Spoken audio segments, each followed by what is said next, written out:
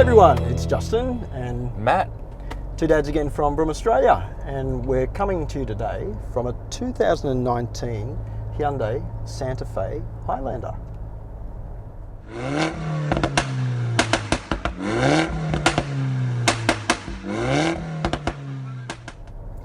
Now, mate, welcome back. Haven't seen you in a while. Good to see you. Been too long, and thanks for having me back. That's all right. No worries at all. Now, mate, today we're in the 2019 Hyundai Santa Fe Highlander. Highlander's the top of the range Santa Fe. New Santa Fe came out, I think, around mid last year.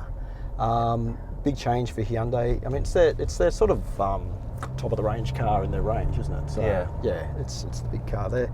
Now the Highlander, 2.2 4-cylinder turbo diesel, now coupled with an 8-speed automatic, all-wheel drive as well. They call it H-Track in Hyundai speak. There's two other models in the Santa Fe range. There's a base active, which you get a choice of a 2.4 4-cylinder. It's about 138 kilowatts, 241 newton meters, and a 6-speed auto. The rest of the range, there's a mid-range one called a Elite, and that comes as turbo diesel only, and then you get the Highlander, which is turbo diesel only. The Highlander, the one today, has a list price of about $60,500. Now, mate, you've had a quick drive of it. I've driven it all week. Give us your thoughts. What do you think? Well, my first impression was how luxurious it feels, how comfortable, and what a lovely place the cabin is to be in. They've loaded this thing up, haven't they? They have. Yeah, it's fully loaded. Yeah. It really is, and it really makes you feel like you're in a really plush, really well-refined place. Yep. The design aspects are modern. The dash, easy to read. Yeah, digital dash now, and it changes in the different modes. So if you flick it into, the different drive modes, like comfort, eco changes to a green, sport goes red, and you've got smart, which couples all three depending on your driving style, and that's really cool too. It's very cool. It really is. The suspension is bang on, absolutely spot on for the roads we drive on. I fully agree with you, mate. Hyundai's Australian engineers spent a lot of time and effort tuning this car suspension for Australian conditions, and you can tell it paid off, because this car is so comfortable, yet it's got really good steering too. It does. I fully commend them for doing that. It's such a nice car to be in. It really is. The brakes work are really well assisted as well. So fit for purpose. Nice feel on the brakes. Steering wheel, got to mention the steering wheel. It's really ergonomically designed very well. Yep. And it gives you a good view to the instrument cluster. The car's, it is a large car. I don't know the exact dimensions externally, but I think it's about 4.7 meters long or something. Okay, like that. not It's too huge, bad for a 7. Yeah, it's not Kluger big or anything like that. But exactly. But it does wrap around you very quickly. Yeah, actually, even when we were following you in the car, when we got some of the external shots, I was able to get quite close to you comfortably, because I could just know where the front of the car is, and the car was so predictable in its behaviour that it just allowed me to be confident driving this car really quickly. Even to that point, the lane assist, which is on, and you can feel it just subtly intervening when it detects the lines, and so even those things make it really a real pleasure to drive. Yep, I agree. Now, mate, the one thing that really impressed me with this car is the drivetrain. It's a 2.2 4-cylinder turbo diesel, 147 kilowatts, 440 newton meters in torque, 8-speed autos, the new 8-speed auto. I think it's very well matched to this engine. It drives very quietly and smoothly at normal speeds. There's no lacking in sort of feel to accelerate and things like that, I think. Like it gets along really well. But the other thing, I mean, a little bit noisy under acceleration. You do hear that diesel, clatter sort of thing. But overall, it's pretty good.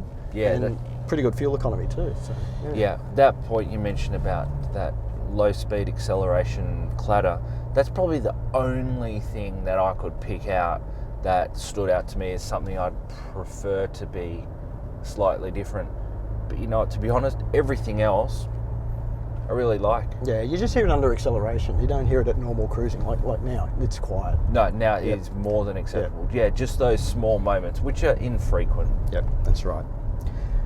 Now, mate, for practicality purposes, I've had this thing for the week. I had 6 kids in it for Sam's birthday this week and everything. I got to say, it's really comfortable. I love the seats in the front. They're very supportive yet comfortable. Yeah. The kids found that the second row was quite comfortable too. They actually move backwards and forwards as well. That's good. And access to the third row actually is pretty good. In the Highlander, you've got that sort of button in the rear that you just press down and you can jump in the back. Yeah. How did you find it sitting in the back? Plenty of room? It's plenty of room. Easy to get in and out of. Yep. And having the button, the one-touch button To get in the back. it's really convenient. That's a nice feature as well. Again, it just adds to that sort of luxurious feel. Yeah. Very practical as well. And I think in terms of the boot space and everything, with the third row down, yeah, you got plenty of room there. Third row up, yeah, it's a little tight, but then again, that's one compromise is having a 7-seater, I suppose. But the good thing is that under tray in the rear actually stores the blind in the back, Oh, okay. which is really cool too. So It's it's good, really good. good thinking, good design. But for the kids too, there's plenty of cup holders, plenty of storage compartments, plenty of USBs. You've got vents in the back, vents in the third row as well, controllable in the rear. So family friendliness is really cool. Oh, I'd have to be 10 out of 10 for that perspective. Now, mate, just want to touch on safety. Safety in the Highlander, I reckon, mate, is top notch. It's like you mentioned it before: lane keep assist, blind spot, autonomous emergency braking, rear cross traffic alert, which does work. I've actually experienced it this week and everything.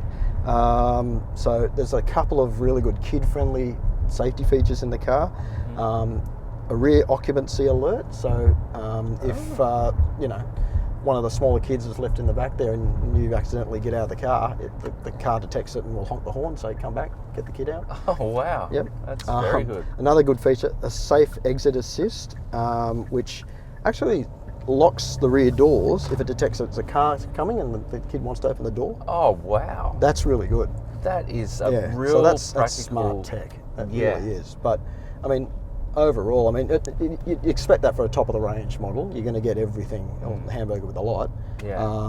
And in terms of some of the features that you get too, you've got the big touchscreen here. Comes with leather. Comes with the sunroof. Auto parking. You've got auto parking in this car. Right. Heating and cooling seats in the front. Yeah. Heated seats in the outboard seats in the rear too. Wow. QI charger, head-up display as well. Yeah. Full-size spare wheel. That's pretty good. The touchscreen actually has nav. It's got Apple CarPlay, Android Auto. I got to say though that the Hyundai/Kia sort of nav graphics and that a little bit dated now, I think, compared to some other cars. They're really good. But that's okay. 5-year unlimited K warranty on the car.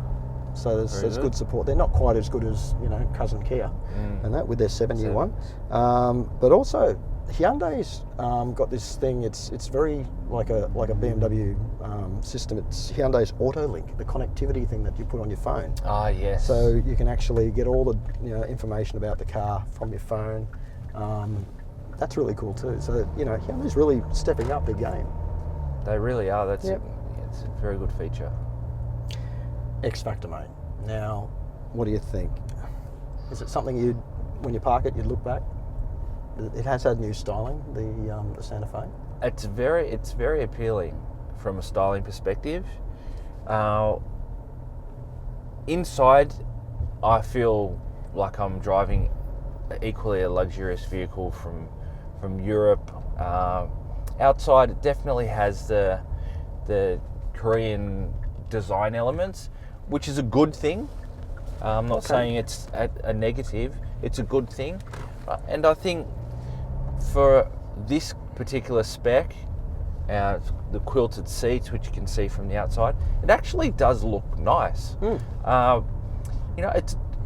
and for a $60,000 car, I think it actually does look very nice. So it's one of those cars where I see so many fantastic attributes. I'd liken it to a more expensive car with the similar features. Then it might not be quite that X Factor look. Okay. All Okay, right. which I know is complicated. Yeah. But it's a compliment in that there are so many fantastic qualities of this car, especially the interior and the way it drives. I could compare it to a much more expensive car and it would have equal qualities of that nature. Exterior, probably not equal to all those other phenomenal attributes that it has. Okay. All right. I do think that it does stand out a bit more than your Boggo everyday sort of SUV. That's Yeah. the thing. I Yep. mean, the new grille and everything on the car does make it stand out. But yeah, I guess, yeah, it is an SUV. So how many SUVs you see on the roads? You see stacks of them. So Oh my gosh, they're everywhere. a bit hard to make it stand out without it being too radical. So I think True. they've done a pretty good job. That one. I do. I compliments to them on that. It's Yeah. I've got to say though that I love how much sort of value for money is in this car. Oh, yeah. You I don't know whether this is real leather or not, but it presents really well on the dashboard. But the arch enemy Mazda, say CX-8 or something like that. Mazda presents their cars like with really good materials and things, so it does lift it sort of a bit more upmarket. This is a really good effort, I think. But yeah, just some of the plastics are a little bit sort of harder and stuff like that. So, but then again, they could be a bit more hard wearing for a bit more practical. exactly. Yeah. Exactly true. So I'd probably have to say, in summary, really good value for money, I reckon, this car. Like, they've chucked everything at it, and you Yeah. can tell. Like, it's I don't think you'd be wanting for anything in this car.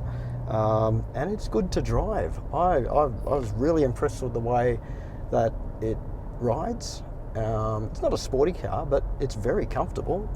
It's quiet. Steering's really good. Yeah. I love the feature of the reversing camera with a 360-degree top down. That makes it easy to park and everything. Yeah, it does. That's really good. So yeah, I think this, thumbs up. Yeah, definitely. absolute winner. Yep. Anyway, just want to put out a big thank you to our friends at Hyundai Australia for the loan of the Santa Fe this week. It's been a really impressive car, actually. So, It has. yeah. I'd like to drive it more. I guess we'll see you next time. See you guys and girls.